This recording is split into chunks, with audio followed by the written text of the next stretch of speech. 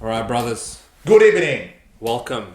No intro music today, no gimmicks, no fucking around because I can smell it in the air, mate. Origin footy is around the fucking corner and it is exactly 8 sleeps away and it's hard to sleep at night knowing that we're getting game 1.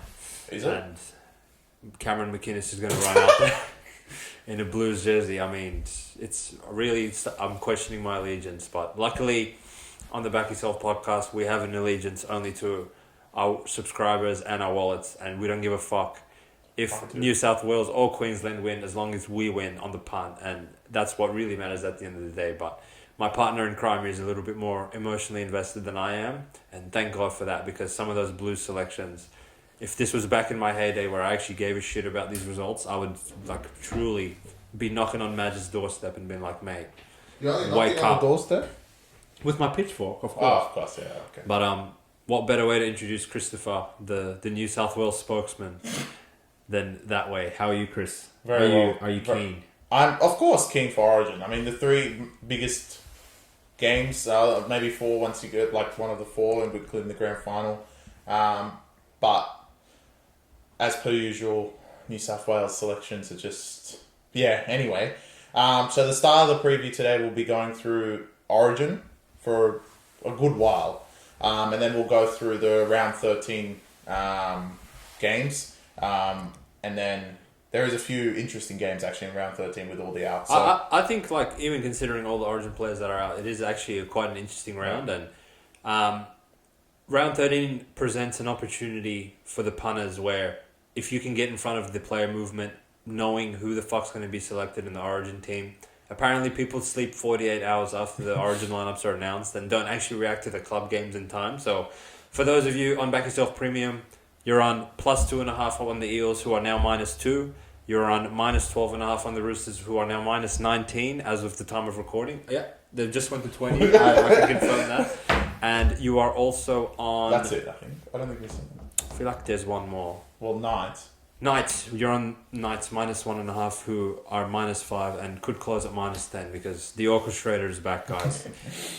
But there's no better time to get the fuck on BackYourself Premium and start making some money than now. So check the link in the description below and it's on. Of course, we'll always be looking same after game. you. But enough of the chit chat and let's talk Origin. I am going to run us through both lineups real quick, and we can laugh a little bit at. Can we? Can we do Queensland first? Because there's not like much laughing from there. Well, there's not much to say, so I'm going to start with New South Wales. Obviously. At fullback, the custodian role for the match, it is no longer James Tedesco, one of the best Origin performers for New South Wales of the past decade.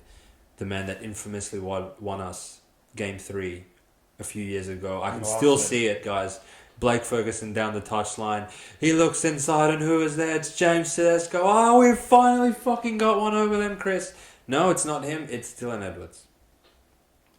And on the wings... Are we talking about play? Oh, we're just going to say the whole team? I'm going to say the whole lineup and then we can go one by one. Go. So, Dylan Edwards, Brian To'o, Stephen Crichton, Joseph, the rugby union sensation Suwali, Zach Lomax, Jerome Luai, Nicholas Hines, Jake Trbojevic, captaining the state for the first time. If you cut him, he would bleed blue, so that is probably one thing that we are not going to be questioning for today. Reece Robson, Payne Haas, Liam Martin, Angus Crichton, Cameron McInnes. Yes, Cameron McInnes. Isaiah Yeo, Hamoli Olakawatu, Spencer Leniu, and Hudson Young, with the reserves of Matt Burton if anything was to go astray, and if something really goes astray, and we have to get Luke Keary in there. I mean, wow, I've seen it all. So. I might open the floor to you, Chris. Talk to me about what you think Madge has done with this selection, what direction the team's going in, and what you would personally change, or what you have question marks over going into Game 1. My concern... Look, I thought we had Freddie out of the selections as far as I'm concerned. Yeah, no, mate. I mean... This has Freddie's There's 3 key things I take out of selections. Some of them might be strange for a lot of people, but I think these are the 3 key items from the New South Wales lineup. Number 1, I'm not completely against dropping James Tedesco. I know people are going to be out there and be like, out with pitchforks, he dropped our captain. My concern isn't that they got rid of him. That is not my concern. They got rid of him. Edwards is playing great. Let's see what he can do in Origin. But to put him in Origin in game 1, strip Tedesco of captaincy and fullback. My concern is that they're not going to go back and on this. This could, last year, which pains me to say, could be the last time we see Tedesco in a Blues jersey. Because if it is under Madge for the foreseeable future, and those selectors, whoever they are, they're never going to go back on their word and say, we made a mistake, we shouldn't have picked Edwards, we're going to pick Tedesco again at fullback. If anything, they might drop Tedesco and think about, all right, we'll put Turbo back at fullback and have a brain. So, it's the wrong selection, but my future thought is more of the concern than as of right now. Because Edwards is playing great. He should play great in Origin, according to all you guys. I would have picked Tedesco, but this is essentially saying, Tedesco, you had a good run, thank you for everything you did, and that's it, like he's retiring. And look, there's a few players that are going to play in round 13 that are going to put a fucking show on, and I'm banking on Tedesco putting a fucking show against those Cowboys who are dreadful, because he's out of Origin selection. So, number one being that, I don't know, do you agree? So essentially your concern is this is the type of decision and line in the sand moment where you can't really go back on this. No. Unless Edwards gets injured, I'm sure that Teddy would still be the next to call up, but assuming health, let's say Edwards has a questionable game, maybe drops the ball a couple of times, doesn't really get involved much in attack, it would be a huge, hey guys, we've really fucked this up moment if Madge then goes and panics and makes a decision of, nah, fuck this, I'm going to go get James. Yeah, that's what I think. I think, if there is going to be change, if Edwards plays horrific in game 1, if there is going to change, Turbo will be fit by game 2 and they're going to pick him. Okay. Or put someone else at fullback. God knows. I don't think they can ever go back to Tedesco. And then, even if they do, are they going to give him back captaincy after dropping him? That's not going to happen. So, if for everyone that is on the Tedesco side, I think we may or may not have seen the last game ever of James Tedesco in a Blues jersey, which hurts me, but it's true. I mean, I don't think they can go back on what they've done. Okay. Point 2 is much shorter and sweeter. Why is Api Coruscant on the team? I mean, I don't understand what else you can do as a Tiger, as a fucking Tiger, who are shit, to not be selected in this lineup. And Api Coruscant, honestly, I said this on the day to Hussein when they first, on the Sunday when we were completely pissed off at Dolphins, is that if I was Api Coruscant, he doesn't need this bullshit in his life. Yeah. I'd retire from Origin. To be honest, at what, is he 30, 31? To think about Tigers who literally can't do anything. He has to play with fucking traders everywhere, shit cunts everywhere, 18-year-old Galvin, which is great, but bro, to deal with all that at a club level, to lead the team, and then worry about having to go to Origin and play the best of your abilities against maybe the two best dummy half combo we've seen in the modern era with Ben Hunt and Harry Grant, and you have to worry about fucking Reece Robson? Fuck these cons. Yeah. Just chuck a Wyden. It's fucking ridiculous. And when Wyden did it, for all you guys that are going to be in the comments being oh bro, when Wyden did it, that was stupid. Wyden could have easily been in the team. Wyden did it because we fucking dropped him. He got COVID in game 1. He played game 2 fucking awesome. And then we fucking didn't play him for no reason in game 3. It's stupid. And I would have fucking quit as well. Yeah. Coruscant deserves to fucking... If he comes out tomorrow or any day this week and says, I'm not playing representative football anymore, I'll back him till I die and give a fuck what they say. Yep. If you're going to fucking pick Reece Robson, unbelievable. The third one, I actually realise there's 4, but my case of the other one will come later. Because the floor is yours, man. I want you to lay it out. All right. Because when I start, I'm not stopping. All right, the third one is going to be the contentious one. I'm going to leave one of them for you. Why is Mitch Moses not on the team? Wow, okay. I think that will be quite contentious amongst. I agree he hasn't played, and I get it. I completely understand he's untested, he could not be match fit. That's why you fucking have a 14. But anyway. And, actually, I didn't say it enough, but doesn't deserve a full point. where the fuck's Burton? But anyway, he should be easily the 14th man. But fuck, I'm letting you go on that match and the selectors. I'm just focusing on Mitch Moses. Now, I understand he hasn't played for 10 weeks, 11 weeks. Now, Parramatta have named him today, and you would have seen a massive push, obviously, with the return of Gutherson as well.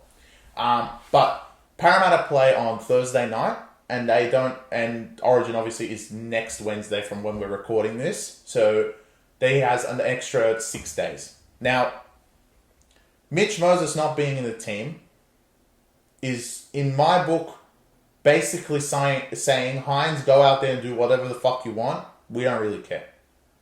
And what he's set up with, it is essentially Hines on his own.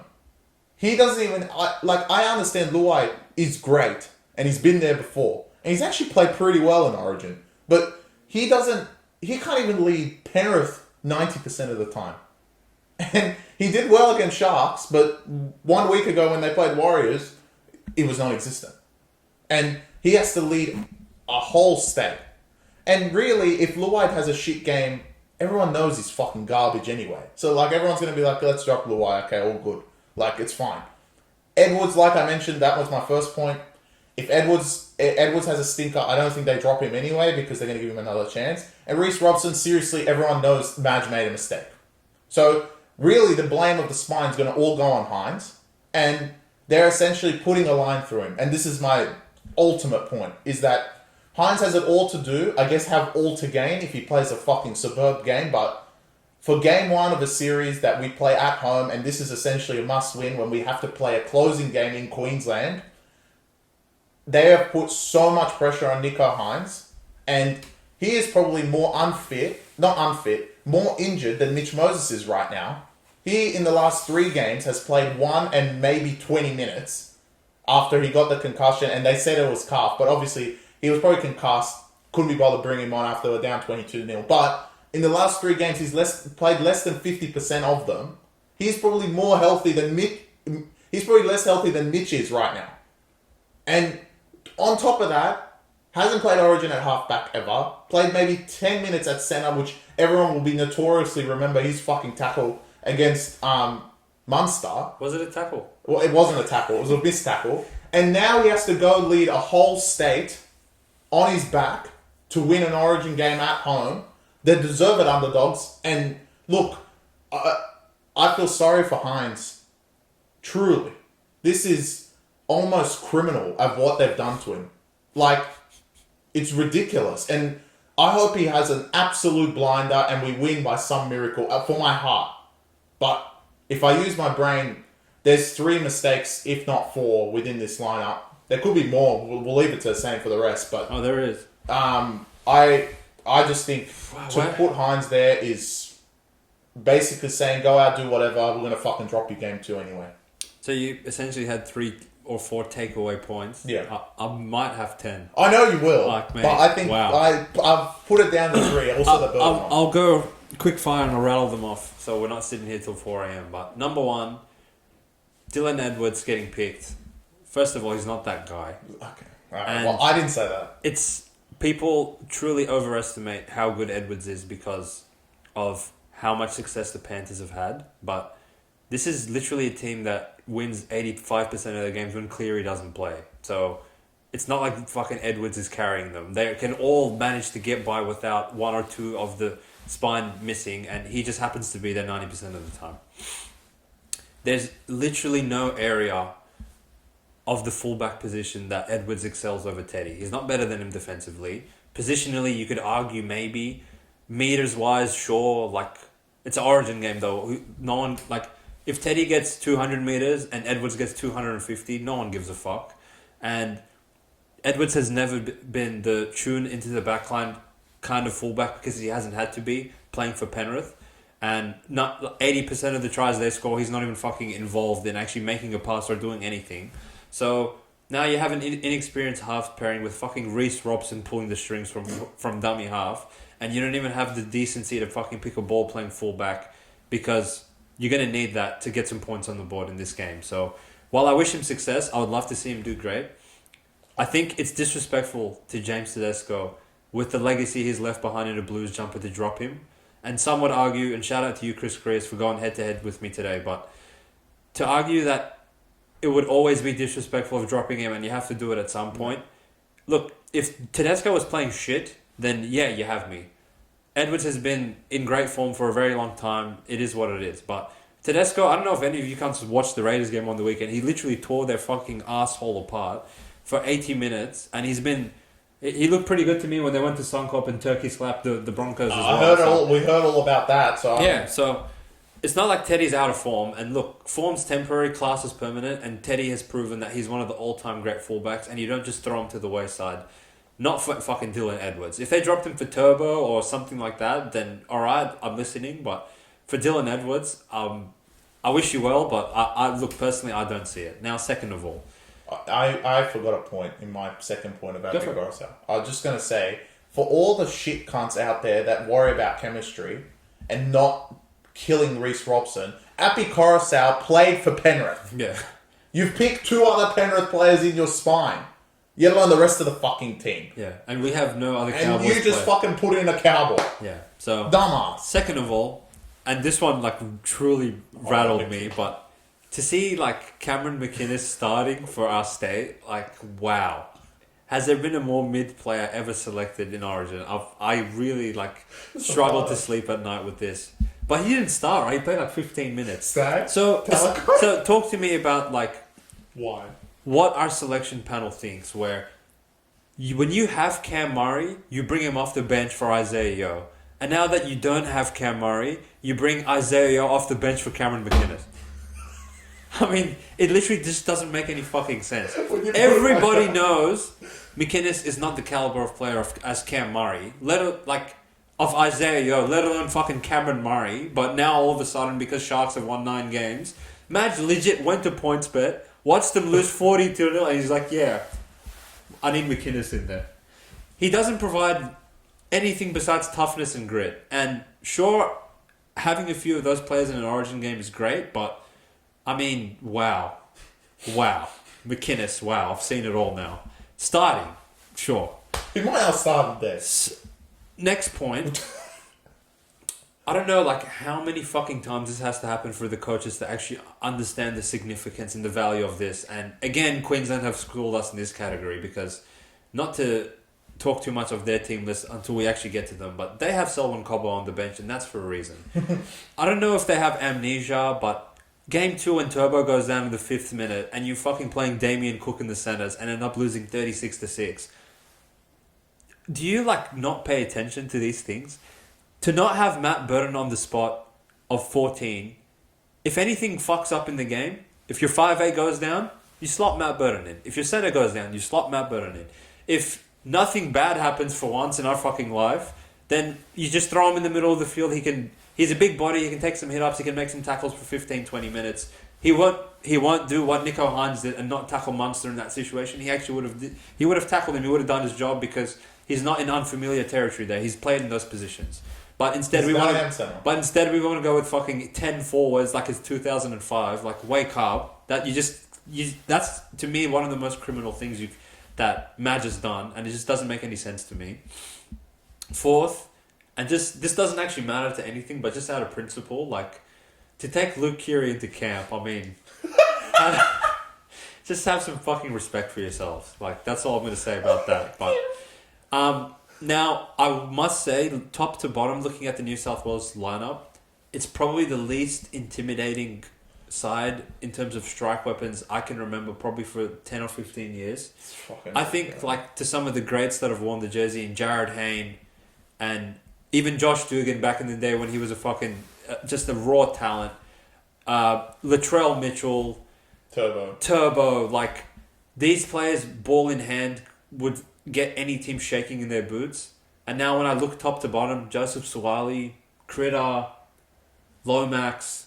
Well, are you going to say the point that we can't fucking score? We can't score. We can't score. To Chris's point earlier, and he alluded to this, essentially, I believe Nico Hines will have 80% of the point scoring responsibility on his shoulders. Because I really don't see the player that you just give the ball to and you say, fuck it. go and just beat your opposition player one-on-one. They have plenty of them, don't worry. Reece Walsh, Hammer Time, Tom Dearden, Val. These are players you give the ball to, and if you put them one-on-one, they can get ahead of their opposition. But I really don't see that in our lineup as much. And now throwing on top of that we don't have the adequate ball players in the correct positions to actually get our mid-fucking players the ball. And honestly, like, outside of some... Well, we can't even score tries off kicks properly because their wingers are 6'6" and athletic and fast, and heaven forbid we make a line break and we have to watch fucking Dylan Edwards and Critter supporting, who can't even outrun Cherry Evans, and then you just see a pack of wolves coming. Hammer Time, Val, Cobbo, Coates, Walsh, Mam. Yeah. Like, they're literally attracting. Dearden, like, mate. So we're already at a disadvantage there, but I feel like I'm a bit all over the place, so I'm just going to steer the ship a little bit tighter. Joseph Suaalii, while he's not a bad player, there is literally zero argument you could ever make of picking him over Latrell. And maybe Latrell had a bit of a bumpy start to his Origin career, but I don't know if you cunts remember the last time we fucking won a series and we beat these cunts by 50 points every game. It was literally just Latrell and Turbo giving them a fucking bath. And I don't know how you can watch Latrell do that at left centre and then go, yeah, we're going to pick the guy that's never played Origin, that's going to Union next year, we're going to give him an Origin jersey. He needs one for memorabilia. Sure, we're worried about this cunt's memorabilia of a fucking winning game one. What do you want me to say? And I'm not saying that he's going to play bad, because he's going to play fine, because he's just fine. He's not even in that great form at club footy. I never walk away from watching a Roosters game and think to myself, fuck, Suaalii really tore him up today, because he's just... Since his fucking 17th birthday, I haven't seen the improvement as a first grade player, but apparently we're just going to pick everyone that's mid. And speaking of mid, I mean... I am actually astounded at the amount of times we fuck up the obvious selections. And Appy is just like... one of the biggest no-brainers that you could possibly have. Again, literally no argument for picking Robson over Coruscant at all. The only thing he probably does better than him is Scoot when the markers are having a wank in the middle of the field. And maybe he's a bit faster than him, but Appy makes up for that tenfold with his deception and the way he brings the forwards onto the ball. Whereas Robson's service is just mid at best, and I really don't see why you would go down that route, especially when Coruscant has been picked before and he's done a good job for us. And club-wise, he's playing 10 times better than Robson is anyway. So the fact that when the team list came out and I saw Robson, like, I was really shocked. I thought Brayley. Honestly, I would pick Brayley. I would even fucking give Brayley. If you're going to go down the route of picking McInnes and saying, yeah, we want as many sharks in there as possible, which is 2, fuck it, grab Brayley as well. He's probably playing better than unless Robson he plays anyway. with Hines, he plays with McKinley, like, that's fine. And but again, it's just like doesn't really make sense to me. That's Appy Carlson. Stupid. Lomax getting his debut, I think that was well deserved to see him on the wing. Irrespective of his performance last week against Dogs, I think he's had a cracking season, and that's reflected on the Dally M leaderboards, and he's done enough. Like, he's had to break his neck for fucking 8 years in first grade to get a crack on the wing. And Suaalii, after playing mid for fucking 5 games, they're like, yeah, here's your Origin jersey. So that just doesn't make sense to me either. Players that consistently have played well for us, Brian To'o, great to see him in there. Critter, not so much, but I guess he gets in there pretty much just automatically at this stage because... I have a point. Is it automatic if we lose game 1? Yeah, I think Critter probably... they'll just pick him again. Because the perception of Critter is that he's just some... Bro, the players voted him as a top 10 player in the league. Yeah. Where, he literally... Kiraz plays better than him half the time. But anyway, Jerome Luai, I think you've actually exceeded my expectations in the Origin Cauldron.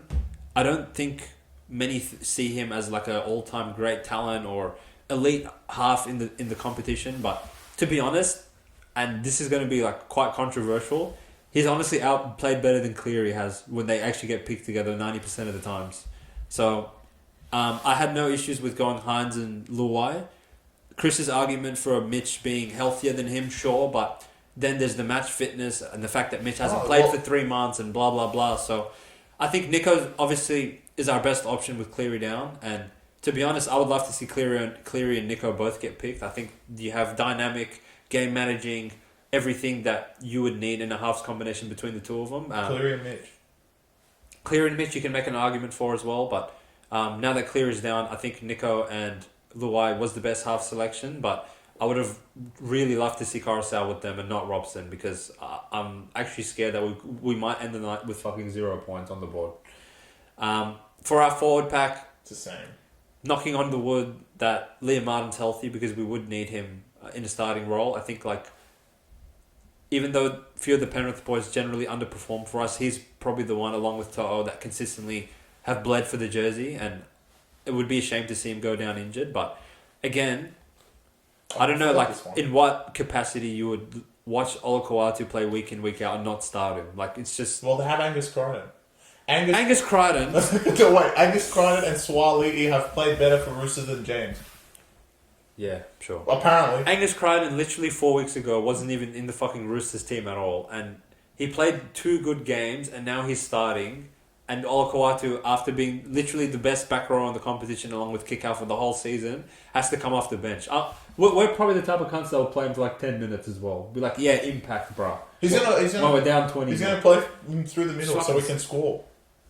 Well, like, why?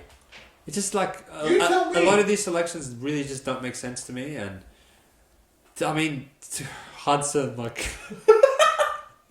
even though I laugh at his selection, like, there's literally no reason to grab Hudson. Mitch Barnett there? I'll put Mitch Barnett instead of Hudson. At least he can play through the middle as well. And another thing where I feel like we're a little bit devoid is I don't really see where the second phase is going to come from through the middle of the field. Traditionally, it's like very hard to break down teams in a structured way in the Origin arena, and second phase does go a long way, especially if you have momentum in the middle of the field. And the forwards we've selected, Jake Trbojevic, he's not going to offload. Payne Haas, not really known for his offloading. He's more of a meter reader sort of guy, and obviously he's one of our first picks, so I'm surprised they didn't fuck that up and bring Haas off the bench randomly. But our second phase more probably comes out of the Eels forwards, if we generally do pick them. You could argue they're out of form, but I would still personally pick someone like Junior Paulo over someone like Spencer Leniu. I honestly could see our bench fucking us over in the 15-20 minutes that they're in the game on the defensive end, because if we have to defend 5, 6, 7 sets in a row on our try line, I generally do not trust players like Spencer Leniu to hold up for that long. I saw the try Talakai scored against him 2 weeks ago. And not against that bench. Not against that bench. So, and just one more time, like Carousel, I mean, wow. And McKinley. Like, let's say you have 2 outstanding options at hooker, and I'll use Queensland as an example. If they said, look, we want to go down the one hooker out, Harry Grant, look, we're going to leave you out of the lineup for this one, we're going to go with Ben Hunt. Or Ben Hunt, we're going to fuck you off for this game, we're going to go with Harry Grant. I'll be like, look, they have a structure and a style that they want to play. They want to play with just one hooker. Unfortunately, one of them has to miss out, but you can't go wrong with either one of those selections. But for Carousel to lose his spot to not fucking Harry Grant, not Ben Hunt, not Cameron Smith, Reece Robson, like, come on, Madge, come on. Wake up. And if you guys disagree with me in the comments, I would love to hear why, and I would love to hear your case as to why Robson is the selection and he's the better fit for this team. But to me, I tried to think the entire fucking day of why that he would be a better selection than Carousel, and I came up empty. He can teach them all the Cowboys players. Well, don't worry, the Cowboys players are coming from the fucking But also, I want to say, to your point around the Queensland hookers, and maybe we can go over them, unless you have more to say about McKinley. You want to say it one more time? No? Okay. We can flip over to Queensland, because I want to talk about their hookers. And last year was a testament to... No, I actually don't want to say last year, because he was pretty fucking awful. The year Reid Marnie actually played, the last year of Parramatta. 2 years ago. I don't think a hooker could play any better than the way Reid Marnie was playing that year. And he still didn't get selected. Yeah. Because one thing Queensland have is loyalty. And it can fuck them over at times, but the last couple of years it definitely hasn't. And speaking of loyalty, I would say one of their L selections, there is 2, I want to say, compared to our fucking 20. Yeah. Is that they picked Dearden over Ezra. I think Ezra Man deserved a spot in the Origin team. And Tom Dearden, look, I understand the outside backs of Cowboys, but to pick their spine is a bit shit from both coaches. And they're fucking garbage. Proven they're shit. And they still pick them. So, look, Dearden was the replacement for Munster initially, so I respect the loyalty from Queensland. And to be honest, Dearden played fucking great. He did, yeah, he really But, look, on form, technically Ezra Mann is the player. And the fact that you don't have Kalen at fullback and you have to start Walsh, and we don't know if you would have picked Walsh instead of Kalen, let's just say you wouldn't have, then him being there with Ezra is the chemistry you want between two very young spine players. And you can see it with Brisbane. Obviously this week they lost the Titans, but they made a grand final last year with that spine. And I thought that was the one L that they had.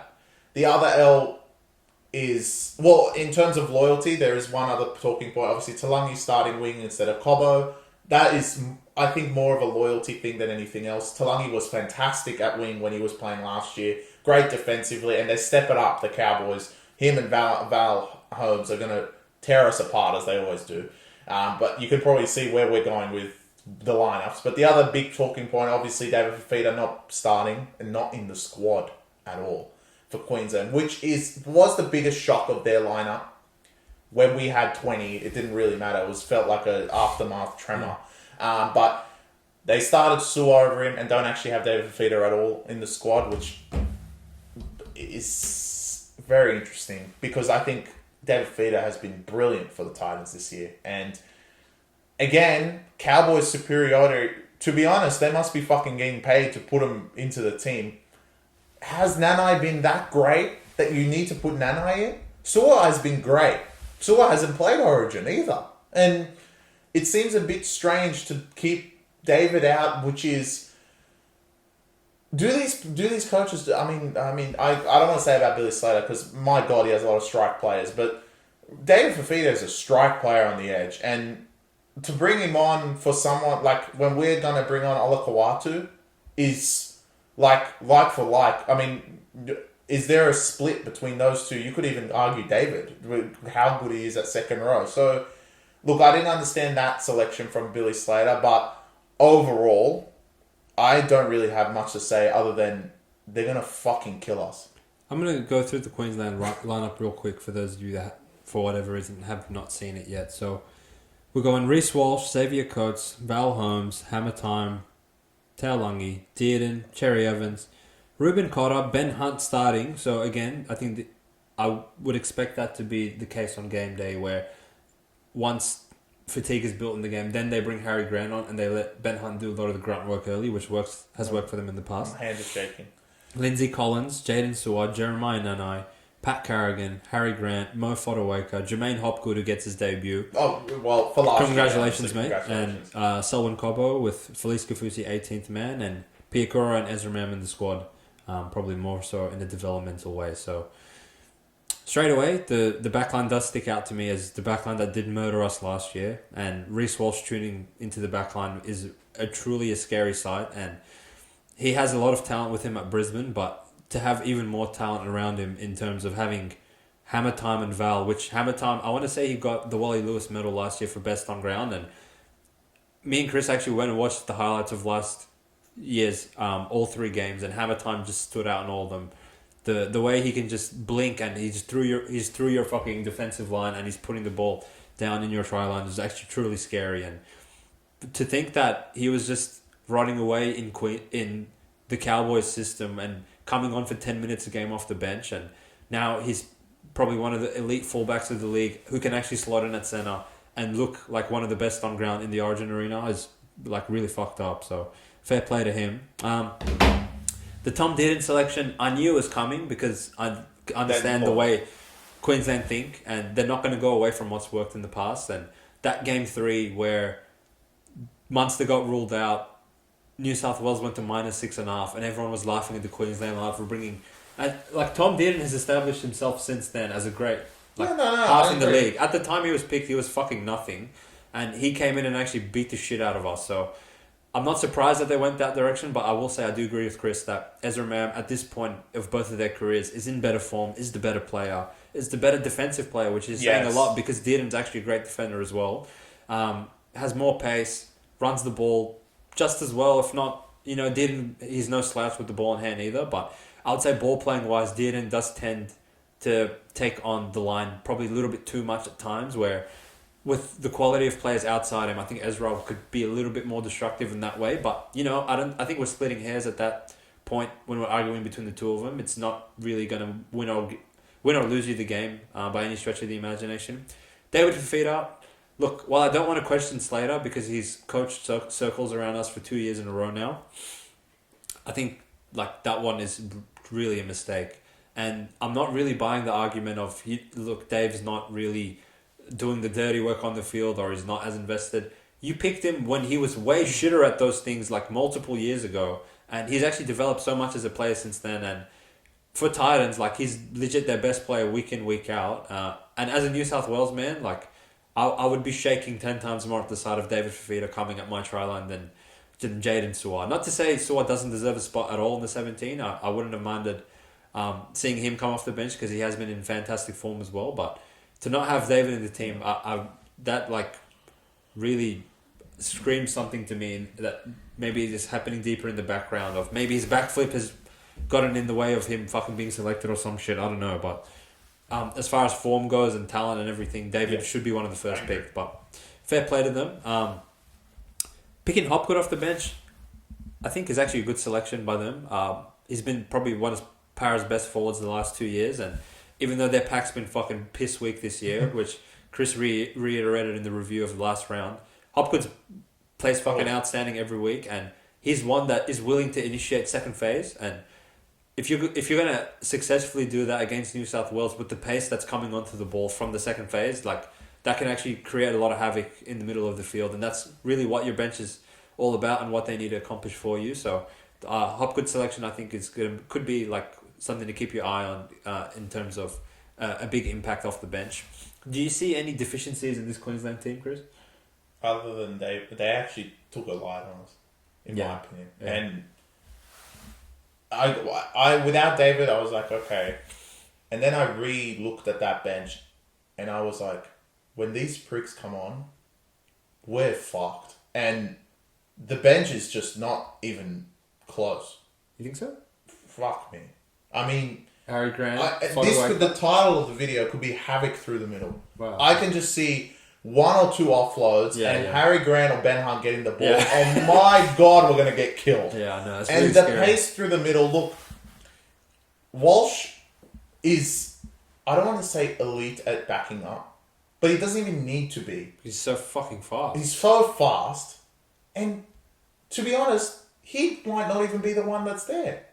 Because they have Val and they have Hammer Time. Yeah, I know. And I mean, they're just going to cause havoc. Yeah, half a break, it's really scary. Any broken play whatsoever, we are completely and utterly fucked through the middle. And with the fact that they have second phase footy in their team, through especially Hopgood coming off the bench, my God, he loves an offload. Su'A loves an offload. And Nanai, I mean, he plays the Cowboys, so he offloads. Yeah, he definitely loves an offload. I just think they're just going to cause havoc through the middle. And the 1-2 punch of Ben Hunt and Harry Grant always rapes us every year. And to not be able... Look, basically New South Wales saying we're going to wrap up the ball and not let them do this.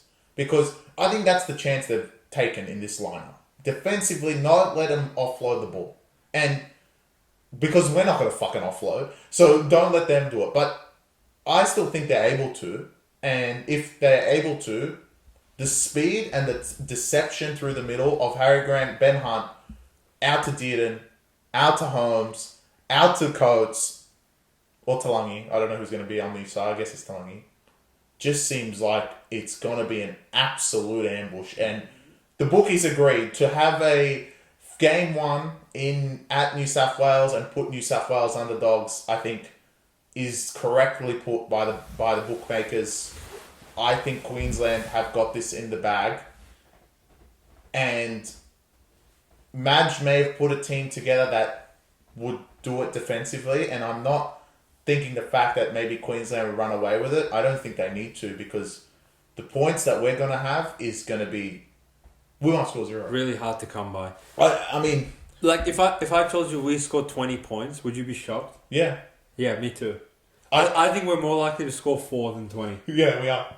And the selection route that Madge has gone, as Chris alluded to, a lot of leg speed in the middle, a lot of fit players, a lot of players that are willing to make a lot of fucking tackles. And I guess, like, that is probably epitomised by Cameron McInnes more than anyone. I don't doubt that he's going to make fucking... If he has to make 100 tackles in the middle of the field, I know he'll make all of them. But, again, this is what I was saying earlier, that once you take those players off and you bring on Spencer Leniu, Hudson Young, like... Hudson Young showed us last year he's an idiot. Like, he's going to give away some stupid fucking strip penalty, or he's going to drop the ball. And Spencer Leniu, he's no defensive stalwart himself. I think we're, like, extremely vulnerable. And yeah, we're extremely... We're so slow. We're really fucking slow. Like, wow. If we're unable to actually wrap the ball up and prevent them from having second phase play, like, they're just going to have a fucking field day in the middle of that field. So that's probably, like, one thing that scares me more than anything. But I'm a little bit upset, Chris, and I want to make a point of this before we put a ball in the Origin game, that a lot of these selections, I feel like they're done out of necessity. And if we just had a perfect world where injuries didn't exist and we could just pick whoever was available and everyone was healthy, then you see the best of New South Wales and you see Nathan Cleary in the team, you see Latrell, you see Turbo, you see James Tedesco, you see all these players. And sure, like, they would get Tino back, and I think that's pretty much... And Cameron Munster, which... I mean, talk about big game player, and a player that has absolutely murdered us in Origin year after year. But I still think that would put on a better and a closer contest, in my opinion, than some of the chumps that we've picked. And they still have access to so many, like, game-breaking players that, like, really scares me. This is for the real, and everyone that can watch this. Full strength would lose. I definitely watch. will. And look, it's actually, if you sit and think about it, there's not a lot of injuries, and he still didn't select them. Why? Latrell could have easily been in the team.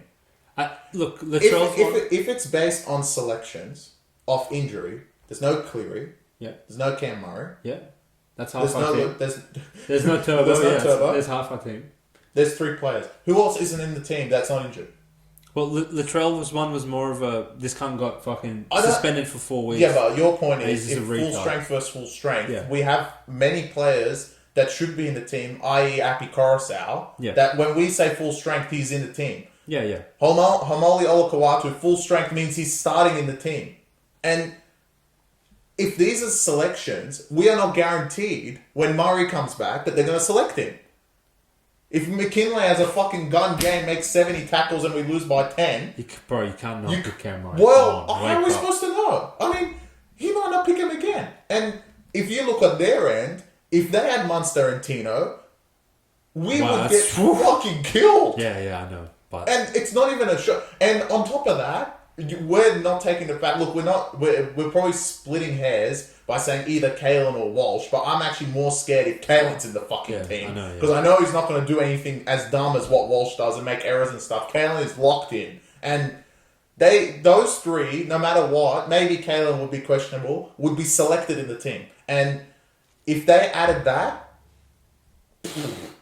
Yeah, well, it's definitely up for debate. And Fafita, sorry. Well, Fafita's like the other one, so I'm not going to add Fafita because it was a selection thing to not have him in the team. But hypothetically, Fafita should be there, but let's just say he's not. And I think, like you said, the team with the chumps were selected is really bad. And I know.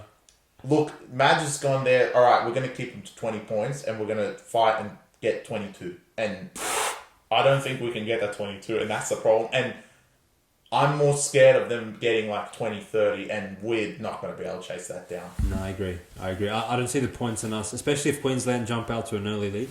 Maybe if we score the first like 1 or 2 tries with a big chunk of possession and Queensland's offloads is just not hitting and they're making stupid errors, I could see us maybe holding on for like a 14-12 sort of victory. That's probably the only path of victory I see for us. For them, like, God forbid they score the first 2 tries, because if we start resorting to backyard footy and it doesn't work, like, they could put a fucking big score on us, and that's would be really concerning for us as a state. If game 1 in New South Wales we get raped by fucking 30, and then we have to go to Melbourne and then play a decider up there, which Wow, you might see the first double-digit Origin line you've ever seen. Well, don't worry, That's all really the concerning. boys will come back and don't worry, they'll get rid of Hines and keep the same. Yeah. And then once Queensland quit, they'll win with Mitch Moses, and then we'll be like, yeah, we should never select Hines again. Exactly. It's just garbage. But anyway, we'll probably have a review ready for the Origin game. I think we should do one as soon as the game ends. We could, in the heat of the emotion. We'll do one. We could. We'll have that uploaded for you guys on Thursday morning, and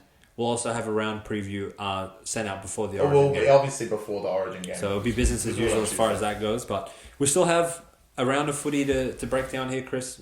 Maybe a half round of footy compared to normal, but some footy is better than no footy. And we start with the Parramatta Eels. Your mighty Parramatta Eels playing the Sharks on Thursday night at Wankbest Stadium, 8 p.m. sharp, which the big news, and thank Allah.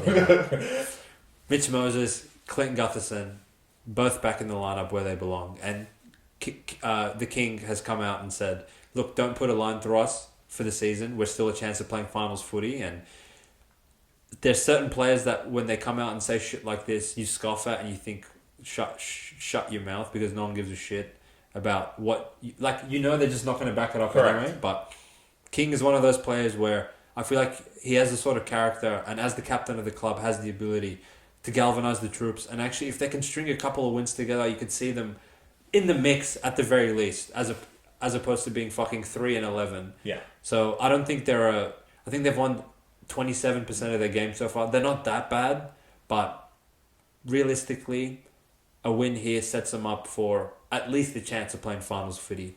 So, Chris, what do you think about their chances of winning this one? Well, look, I mean, first of all, we said this last week when South were playing at Parramatta, and we said you cunts were fucking retarded. At this point, it's getting ridiculous. And if you got on the early line, all the Back Yourself premium would have. I think you were just normal, to be honest.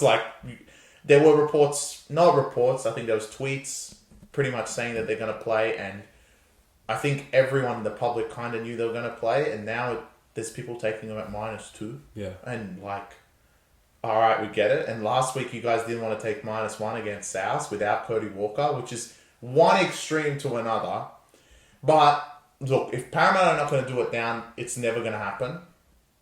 And they do have a string of games that they can win. Now, the concern last week, I put a line through them last week because losing to Tigers and losing to South gets you a little bit far behind. And they have a stretch of games around round 20 to 24 or 25 that is fucking mental. Even full strength they couldn't beat. Warriors, Panthers, Broncos, Roosters. Nuts, right? And full strength Para might not be able to do it. But does the team just need belief? And the next 3 weeks is huge for them. Week 1, get the job done this week. And getting the job done this week puts you in a matchup that between yourselves and a team that ambitions is to make the 8 with the Bulldogs on a huge King's birthday game. Because in that particular situation, Dogs have a bye this week, and they don't. They play next, but Knights have a bye. They're playing this week, but the next week is really the game they're looking for because beating Para will put them in that forward role. Essentially, you could call it a mini bye, right? Because they play on the Friday this week, and then they have 10 days off until the public holiday game. Well, Parramatta have 11 days, and with how bad they've been playing, they're fortunate enough to have full strength outside of Hopgood, which, if I was talking normal Para, I would say the Sharks don't even fucking rock hard. But this is not normal Para, and I fucking called them out last podcast because they were fucking awful against South. So, am I 100% believing? No. I still think they'll win this game because nothing goes easy to knock out a big team like Parramatta. And look, I feel like for us, we have to get one of our teams that give a little run, give us a little bit of hope, and all the fucking cunts that hate Para to go step back one step and not let everything go their way. But what is good to see, and honestly, when you look at our paper, scary to see for Cronulla is that they're all fucking back, and the team just looks much like... To see Gutherson and Mitch both in the lineup is a breath of fresh air. And thank God. Look, I don't want to say don't show up because I think Sharks will show a lot of fight, and it's going to be a cracking game on Thursday for an Origin round.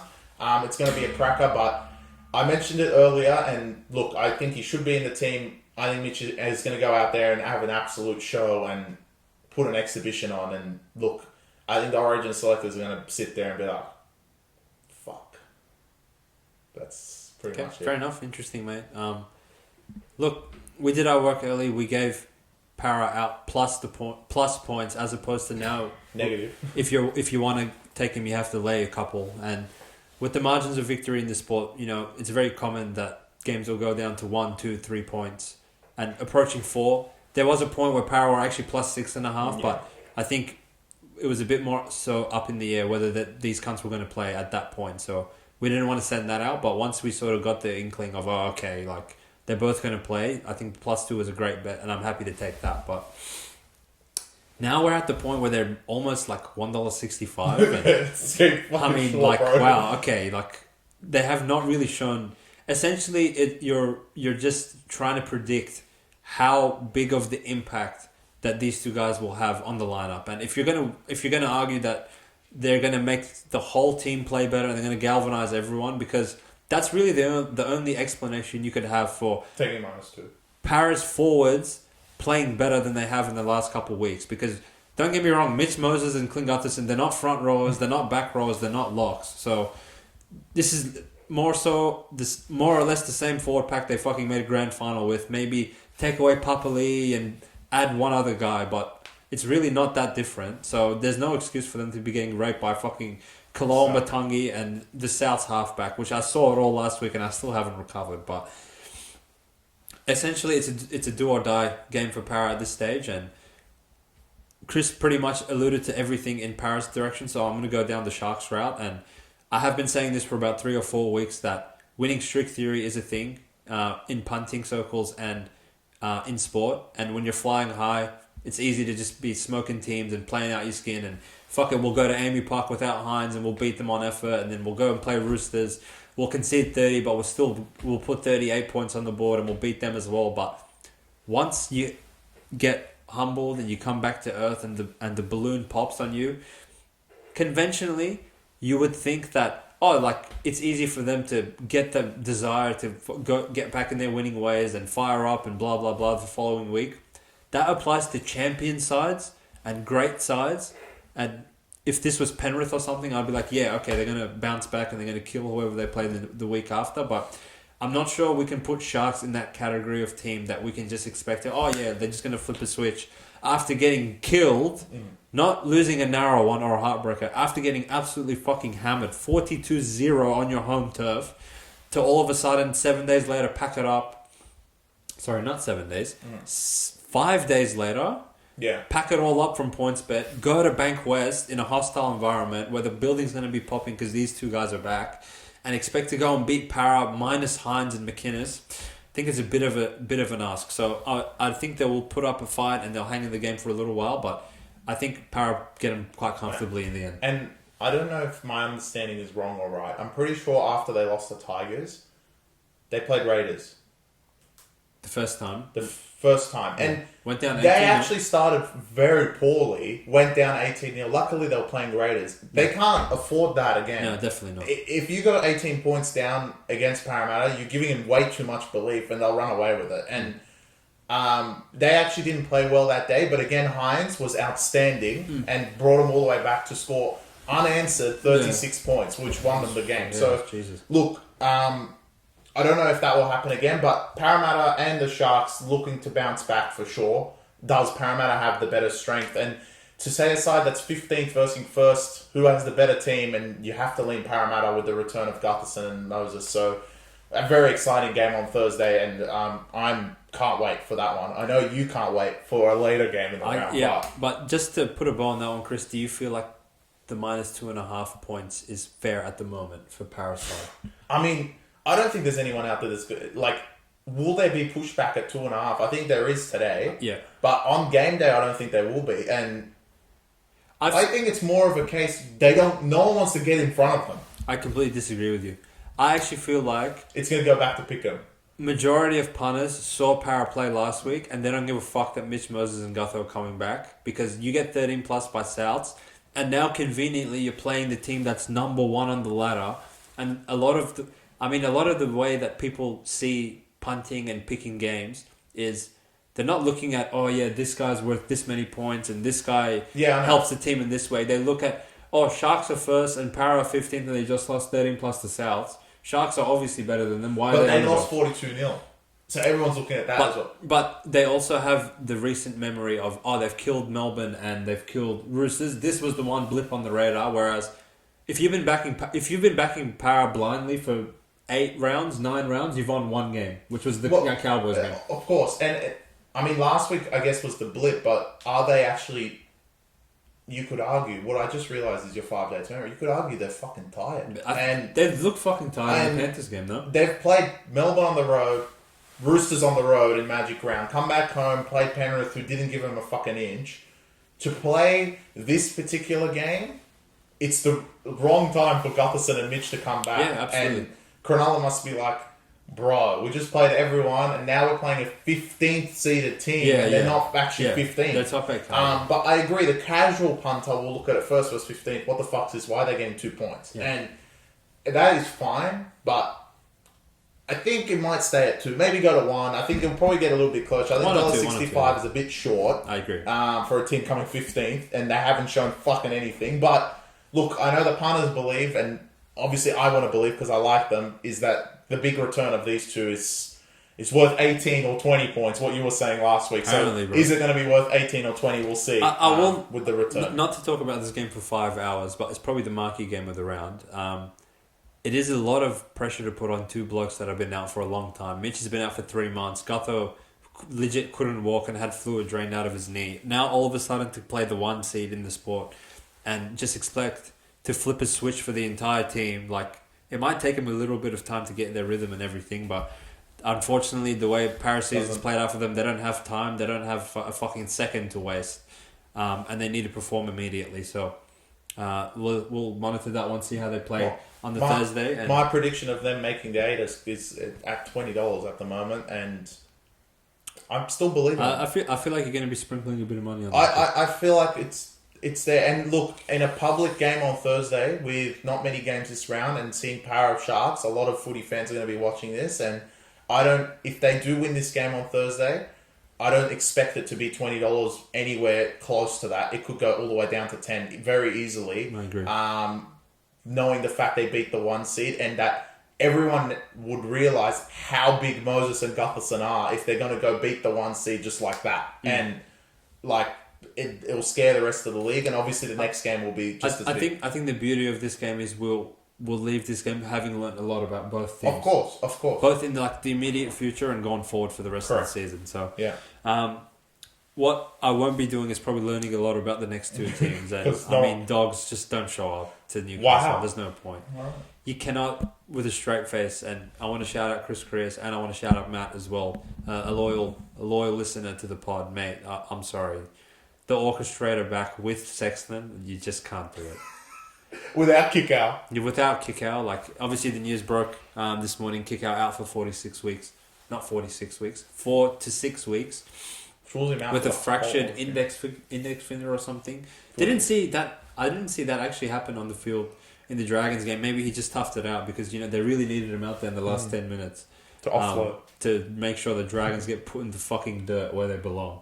And we'll get to Dragons, don't worry. Shout out to the Xerophos Brothers. But as far as this game goes, Knights coming off the bye, having the revenge factor in their mind of...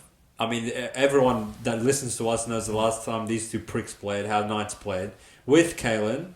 But thankfully, they don't have Kalen anymore. They have Kalen 2.0 in Armstrong, who apparently just scores hat-tricks for fun every week. And Dogs, no Critter, no Burton, because he has to fucking run out waters for Luke Keary in the Origin lineup, who's actually playing because he's 19. And the orchestrator comes back to steer the troops around the park with Sexton next to him. And talk to me about this one. Actually, I just thought of a point because I just said Keary's playing. Is it gaming that if they put Mitch at 19? I feel like Madge already made his mind up. He made his mind up, but if he was worried about reps, put him 19. Keary's playing. No, well, we have Keary, so why would we need... I mean, just saying. But for this game, Dogs Knights, Friday night. I mean, who cares? But Knights should win this game. Without Burton, Kikau, and Critter, there is a lot of gaps in that team, and they show a lot of effort. But again, the third week in a row, and I'll say this over and over again, till the NRL actually fucking wakes up to themselves, playing 3 teams off a bye is mighty difficult. Dogs do have an extra day rest, like that makes it 8 because they play on a Thursday, but I still think it's a really bad position. Knights and Newcastle are always very good. They're pretty much full strength. Obviously, Bradman Best going down is not the best, but nice pun. But everyone else is still there. No forwards of Newcastle were picked, which is surprising because we usually pick DSAP.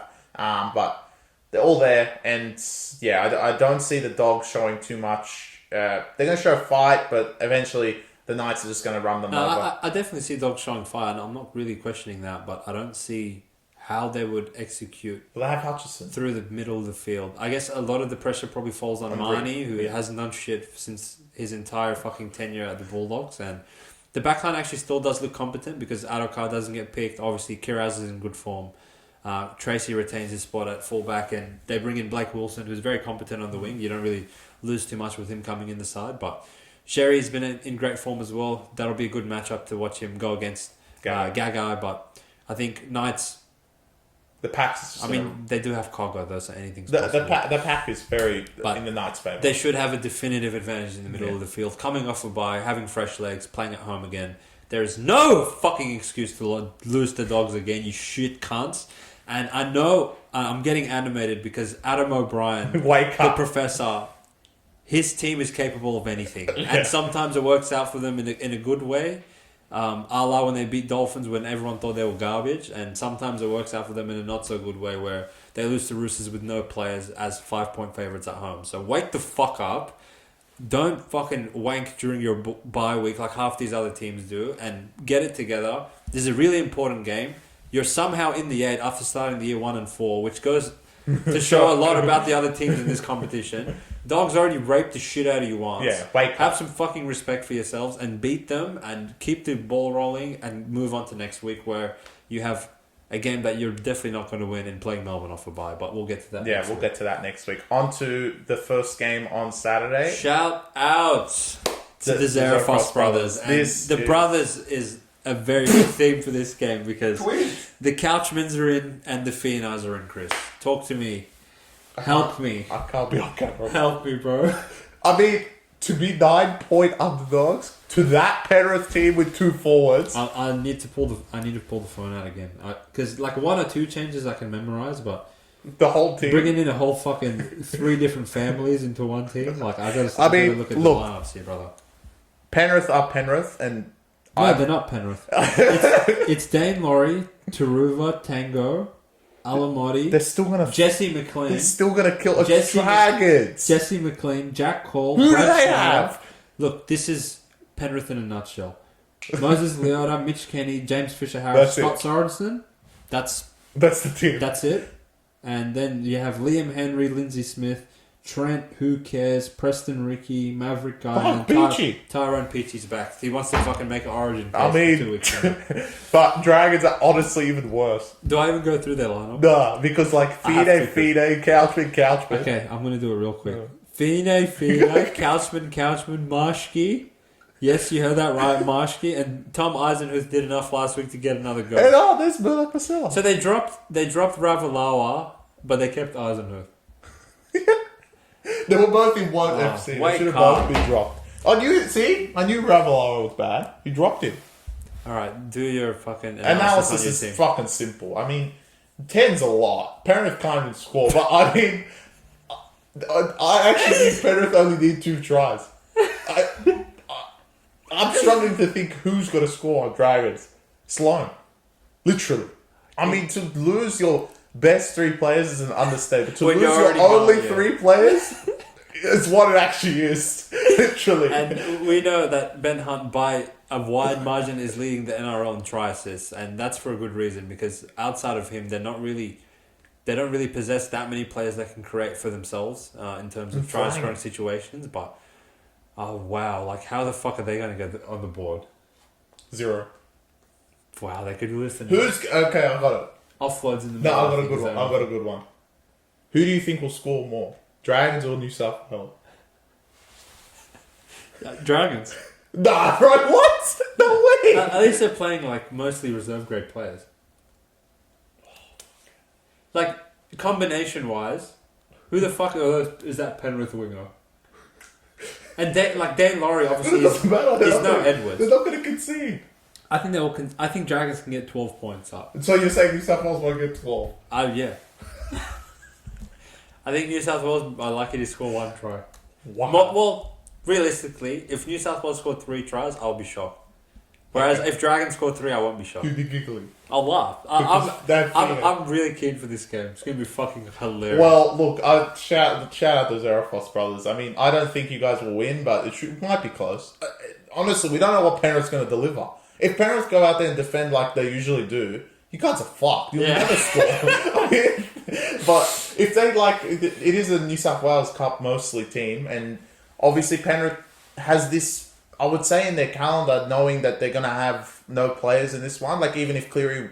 This would be their team even if Cleary was fit, so... Penrith are a little bit better prepared for this. Like, Dragons... I cannot believe you went into this season knowing Ben Hunt's going to get picked for Origin, and knowing he's 34 years old, and, like, maybe he'll cop a head knock, or he might, like... A hammy could pop, and that could miss him 3 or 4 weeks.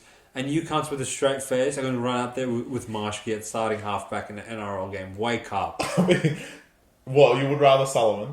Yeah. No, I would. I swear my mum's up, I'll take him. Marshke? Isn't he a hooker? Yeah. Come on, Dragons. What are you guys doing out here? I mean, that's comical enough. We have...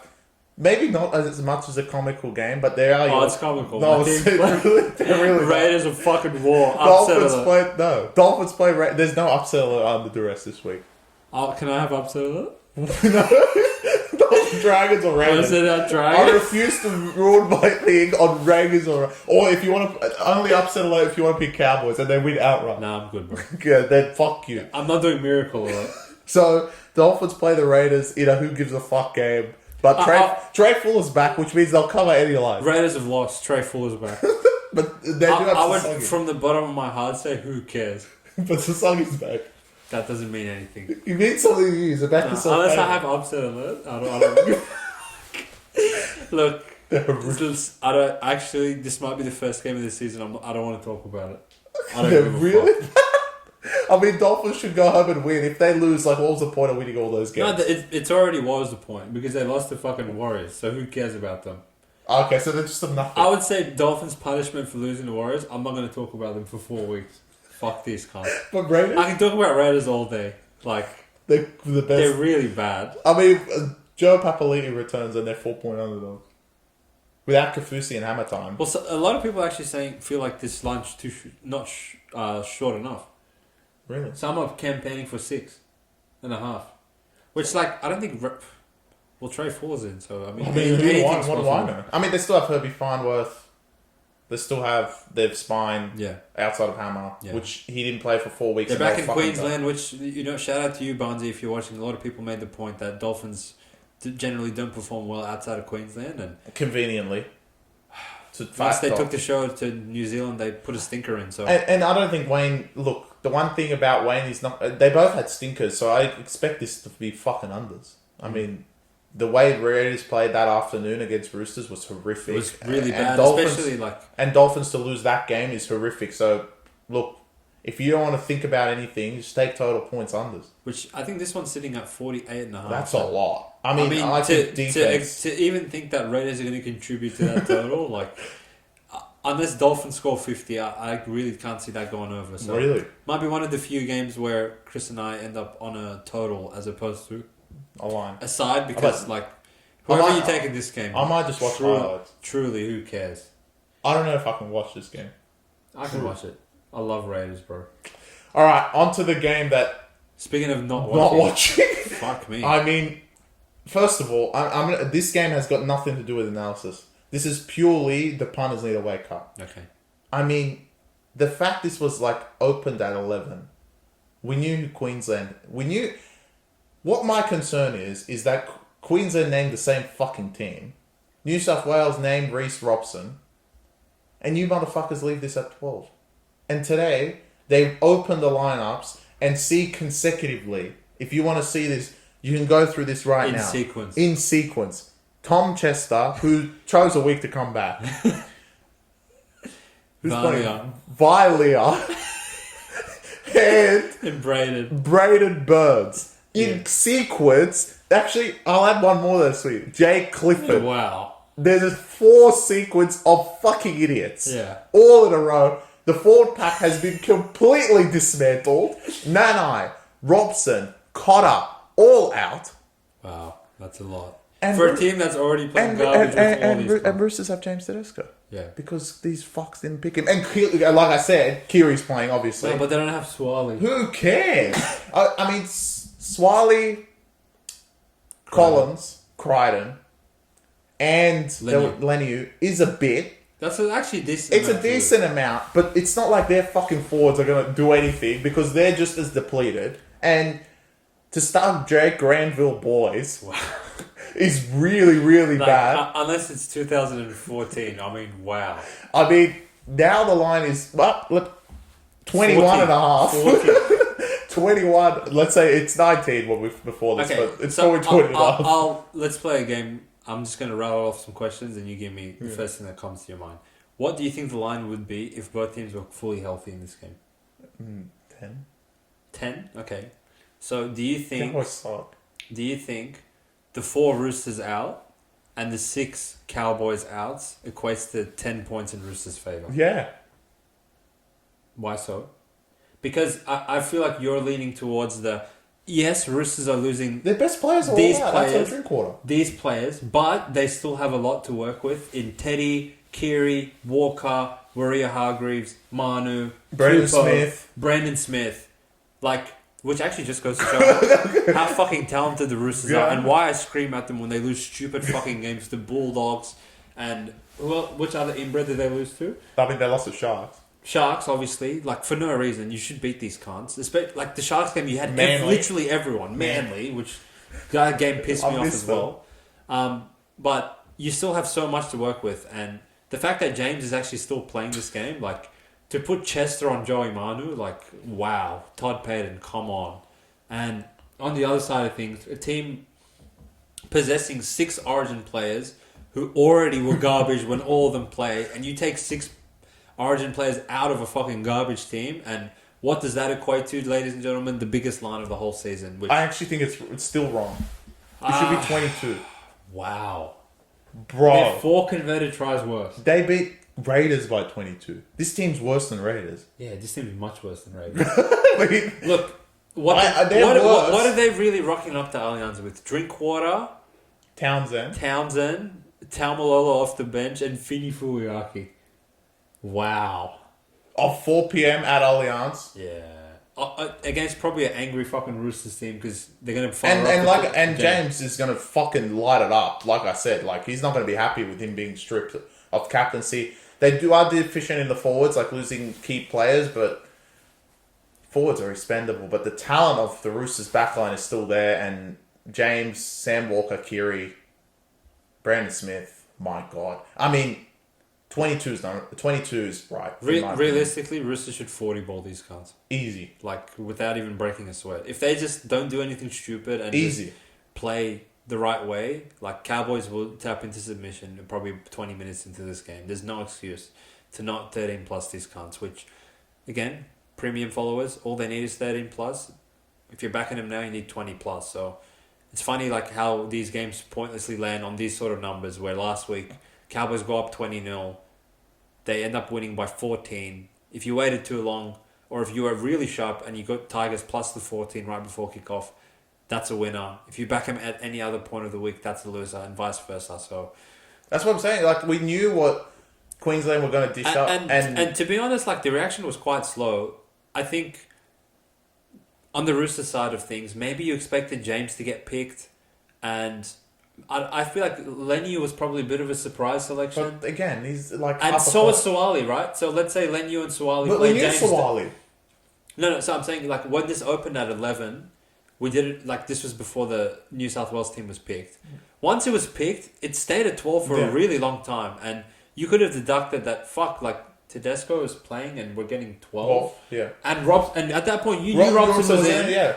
And you already know that Queensland's going to pick Nanai and Val, Taulagi. Taulagi, I guess, was in the end. And so was Dearden because it could be Mam. But no, not really. even in that case, I feel like Dearden probably would have been 18th man anyway. So he would have been to camp. Like, there wouldn't have been no choice. To not lay 12 at that point, like, if you're have an appetite and you knew that Cowboys are going to name nothing and I'm going to wait and wait and wait and when I'm going to end up taking Cowboys plus 22 or something, I think that's fair play because they, in my opinion, have enough. And I mean, to cover 4 fucking converted tries, all you really have to do is rock up and have a dig. But these cunts in the best of weeks don't rock up and have a dig. So you know what?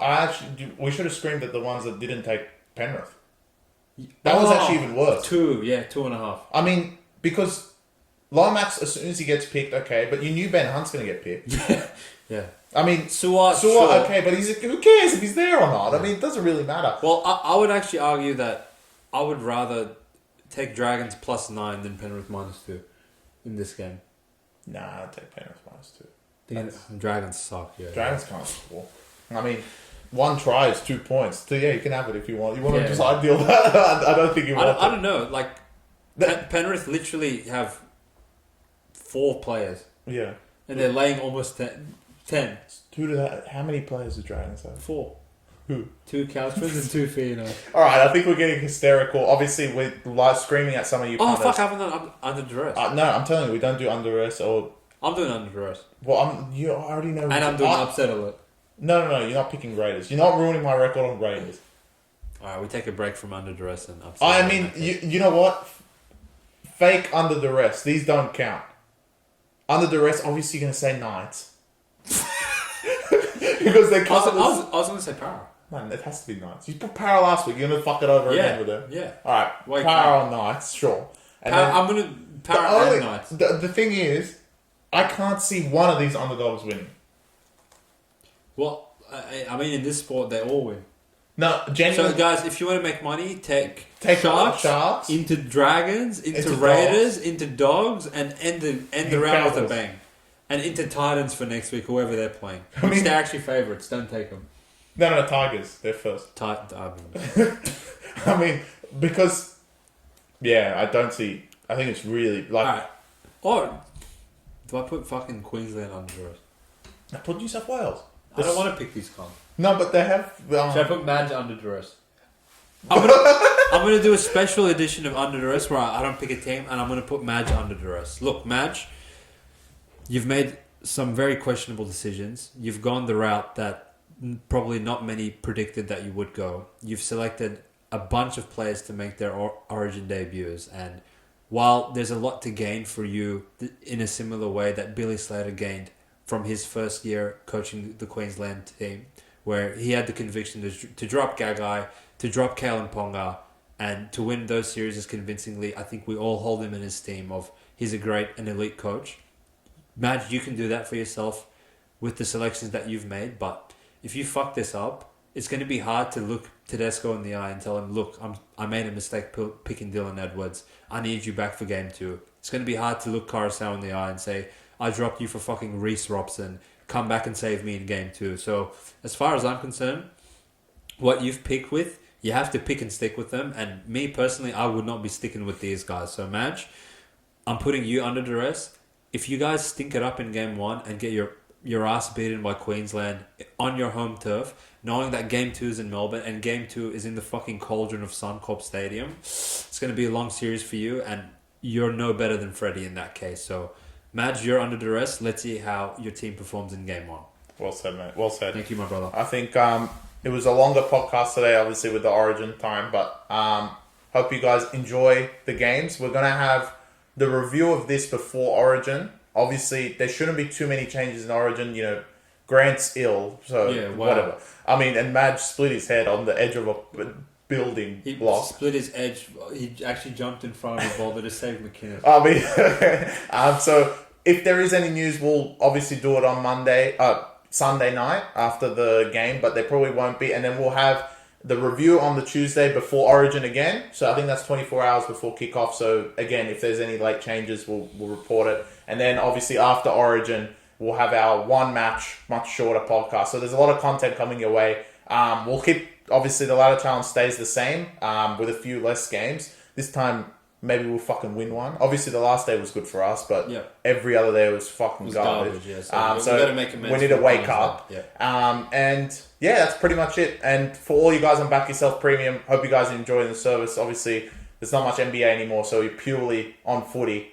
So let's fucking smash it. And yeah, I think that's it. Yeah, that's fucking awesome. Peace, guys. Thanks for the support.